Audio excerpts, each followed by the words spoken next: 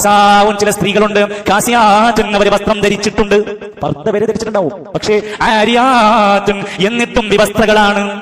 പെരുന്നാൾ വരാൻ പോവാ, വസ്ത്രം എടുക്കാൻ പോവാണ്. നമ്മൾ സ്ത്രീകളെ കുറ്റം പറയുന്നതിന് മുമ്പ് ആരാണോ അവർക്ക് വസ്ത്രം മേടിച്ചു കൊടുക്കുന്നത് അവിടെ മുതലാണ് ശ്രദ്ധിക്കേണ്ടത്. ഇതെന്റെ മോൾക്ക് ധരിക്കാൻ പറ്റിയ കോലുള്ളതാണോ? ഇതുകൊണ്ട് എന്റെ പെൺകുട്ടിയുടെ ഔറാത്തുകൾ മറയോ? കാസിയാത്തുൻ ആരിയാത്തുൻ വസ്ത്രം ധരിച്ചിട്ട് വിവസ്ത്രകളാണ്. മായിലാത്തുൻ മുമീലാത്ത് അതിനു പുറമെ ആളുകളെ ആകർഷിക്കാൻ, വശീകരിക്കാൻ ചാഞ്ഞും ചെരിഞ്ഞും കുണുങ്ങി നടക്കും അവര്. പുരുഷന്മാരുടെ മനസ്സിനെ ഇക്കിളിപ്പെടുത്തുന്ന നടത്ത രീതികൾ സ്വീകരിക്കും. അതിനു പുറമെ അവരുടെ മുടിക്കെട്ടുകൾ ഒട്ടകത്തിന്റെ പൂഞ്ഞ പോലെ മുടിക്കെട്ടുകൾ ചുറ്റിവെച്ചിരിക്കുകയാണ് അവർ. ജനങ്ങൾ എന്നെ ശ്രദ്ധിക്കണം.